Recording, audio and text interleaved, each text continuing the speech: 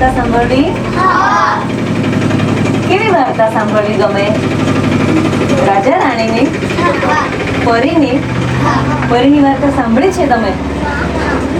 નહીં. તો તમને કેવી રીતના ગમે છે? હા કહો છો ને? સાંભળી છે કોઈ વખત? તો આપણે કોઈ વખત પરીની વાર્તા પણ સંભળાવીશ, હા ને? પછી પ્રાણીઓ અને પક્ષીઓની વાર્તા ગમે છે? પ્રાણીઓ એટલે ખબર છે? કોણ હોય પ્રાણીઓમાં?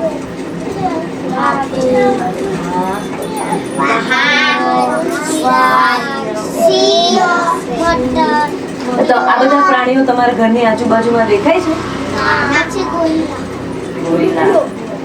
તમારા ઘરની આજુબાજુ કેવા પ્રાણીઓ હોય? બિલાડી. ચકલીને પ્રાણી કહેવાય? એ તો પક્ષીમાં આવે. પછી આપણે પક્ષીની વાત પણ કરીએ, હા ને? ઊંટ. વેરી ગુડ, બહુ સરસ. ગાય, ભેંસ તમારા ઘરની આજુબાજુ દેખાય છે ને? તો આ બધા આપણા પાલતુ પ્રાણી કહેવાય. પછી વાઘ, સિંહ, દીપડો, રીંછ, વરુ, આ બધા કેવા પ્રાણી કહેવાય? જંગલી. Very good. કેમ એને જંગલી પ્રાણી કહેવાય? ખતરનાક છે એટલે. અને આ એવું કે છે જંગલમાં રહે છે. હવે સાચું શું? ખતરનાક છે એટલે. ઓકે. બધાને ખાઈ જાય. પણ એ રહે છે ક્યાં? અને આ બધા ગાય, ભેંસ, કૂતરો, બકરી, આ બધા આપણા પાલતુ પ્રાણી આપણી આજુબાજુમાં રહે. અને પક્ષી કોણ કોણ છે?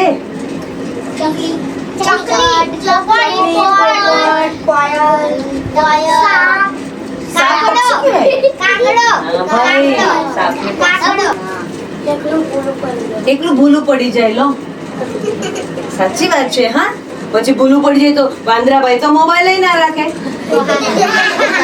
પૂછે કેવી રીતના કે હું ભૂલો પડી ગયો છું, હે ને? એટલે સાથે બધા મિત્રોને રાખે એટલે ભૂલા પડે. એ વાત સાચી છે. હા, હું અત્યાર સુધી વિચારતી હતી કે વાંદરાભાઈ હંમેશા ટોળામાં કેમ રહે છે, એકલા કેમ નહીં રહેતા? પણ આજે ખબર પડી કે ભૂલા પડી જાય એની બીક લાગે, એટલા માટે ભૂલા ના પડે એટલે બધા શું કરે? સમૂહ મારે. આમ પણ તમે બધા અત્યારે ટોળામાં છો? એકલું એકલું હોય તો ગમે? આ એકલું હોય તો ગમે? મને પણ ગમે. આપણે બધા સાથે છીએ તો કેટલી મજા આવે છે, હે ને? આ વાનરોનું એક ટોળું પહાડી પ્રદેશમાં રહેતું હતું. વાનરભાઈને તો પહાડ ને જંગલ એવું બધું બહુ ગમે. આવી ભેગી કરી અને આમ વચ્ચે મૂકી દીધી, હે ને? અને પછી શું કર્યું? બધા વાંદરાભાઈ આમ ગોળ ફરતા ગોઠવાઈ ગયા, હે ને? ચારે બાજુ. અને પછી શું કરવા લાગ્યા? આવું ફૂંકવા લાગ્યા.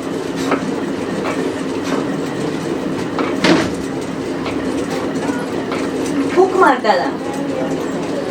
કેમ ફૂંક મારવા લાગ્યા? કેમ કે એમને લાગ્યું કે આ તો આગ છે. આગ છે તો આગને કેમ ફૂંક મારવાની? એટલે આગ સળગે. આગ સળગે.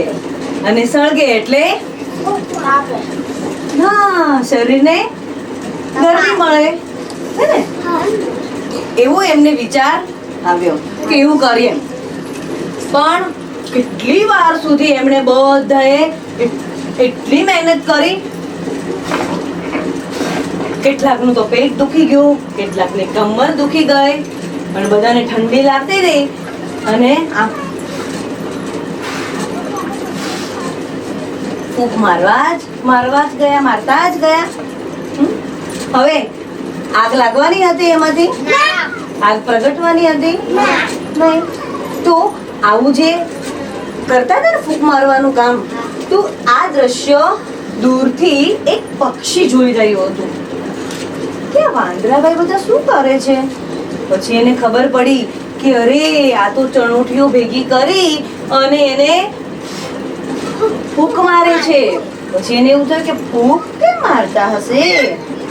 પછી એવું વિચાર્યું કે કદાચ એમને ઠંડી લાગે છે એટલે આ વાંદરાભાઈઓ આને આગ સમજી બેઠા છે. શું સમજી બેઠા છે? આગ, હે ને?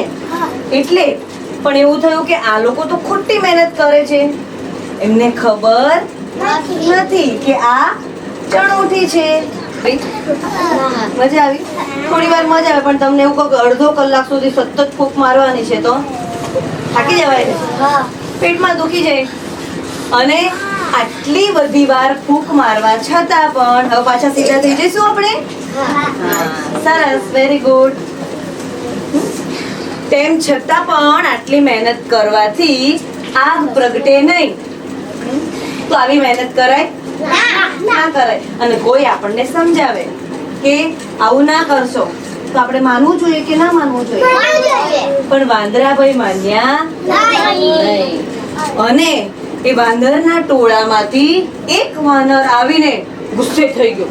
એક વૃદ્ધ વાનર હતો. વૃદ્ધ એટલે શું? મોટો. મોટો એટલે આમ મોટો. એને વૃદ્ધ કહેવાય. વૃદ્ધ એટલે મોટી ઉંમરનો. આપણા માણસમાં ડોસીમાં હોય, દાદા હોય, હે ને, મોટી ઉંમરના, એને આપણે શું કહીએ? વૃદ્ધ કહેવાય ને. વૃદ્ધ એટલે વધારે ઉંમરનો, હે ને. તો આવો એક વૃદ્ધ વાનર.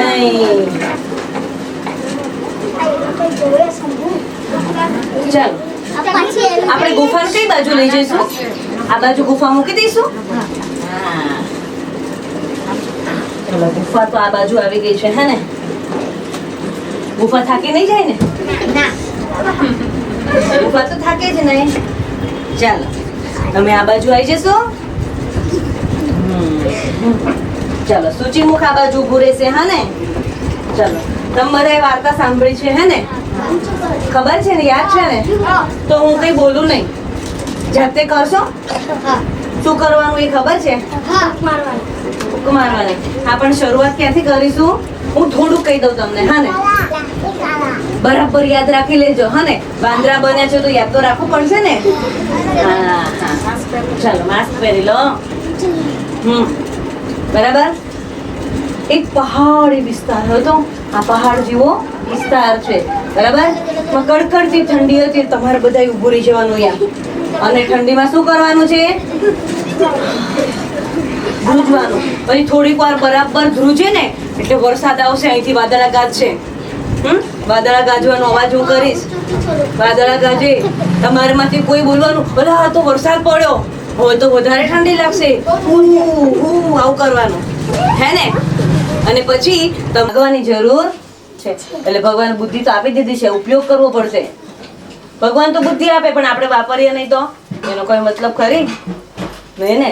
ભગવાને આપણી પ્રાર્થના સાંભળીને બધાને બુદ્ધિ આપી છે. કેટલી? 500 ગ્રામ. આજે બધાને 500 ગ્રામ બુદ્ધિ મળી ગઈ છે, મને પણ. એટલે હવે આપણે એનો ઉપયોગ કરીશું, હા ને. તો ભગવાન પાછી લઈ લે, ખબર છે? હમણાં 1 કલાક પછી લઈ લેશે. 1 કલાક રાહ જોઈએ ત્યાં વાપરે છે કે નહીં વાપરતા, એ તો પાછી, હે ને. ચાલો,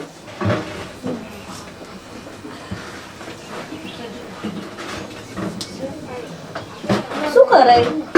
પક્ષીએ શું કર્યું હોત? તું મર્યું ના હોત, ઉડી ગયું હોત.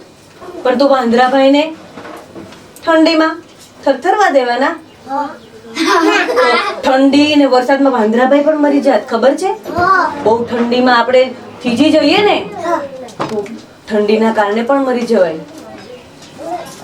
પક્ષી ઉડી ગયું હોત કે જાણે આ કઈ માનતું નહીં આપણી વાત, ચાલ છોડ, ઉડી જવાનું.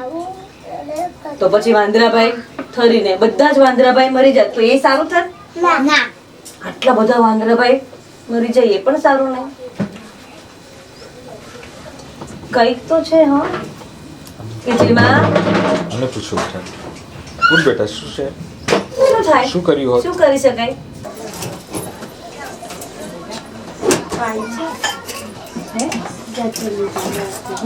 આપણાથી આપણું કોઈ ભલું ઈચ્છતું હોય, આપણને કોઈ સાચી સલાહ શિખામણ આપે તો એક વખત આપણે માની લેવાની, એવું કરવાનું, પ્રયત્ન એક વખત કરવાનો. એનાથી શું ફાયદો થાય છે? બરાબર ને. અને આપણને કોણ સાચી સલાહ આપે? કોણ આપે? મમ્મી, પપ્પા, બા, દાદા, પછી તમને જે ભણાવે તે, એ બધા સાચી સલાહ આપે ને. હે ને. એ કદી ખોટી સલાહ આપે નહીં. એટલે આપણાથી જે મોટા હોય ને એની વાત હંમેશા માનવાની. અને નાનાની વાત માનવાની કે નહીં માનવાની? નહીં માનવાની. એ વાત ખોટી છે. હા, નાનાની વાત નહીં માન. સૂચિમુખ તો નાનું જ હતું. તો એ સાચી વાત કીધી હતી. વાંદરા કરતા તો નાનું હતું ને, આવડું એવું હતું. તો નાનાની વાત નહીં માનવાની, એવું માનવાની, હે ને?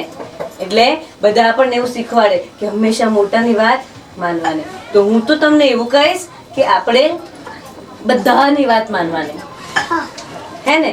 આપણે નાના હોય તો પણ, મોટા હોય તો પણ, હે ને?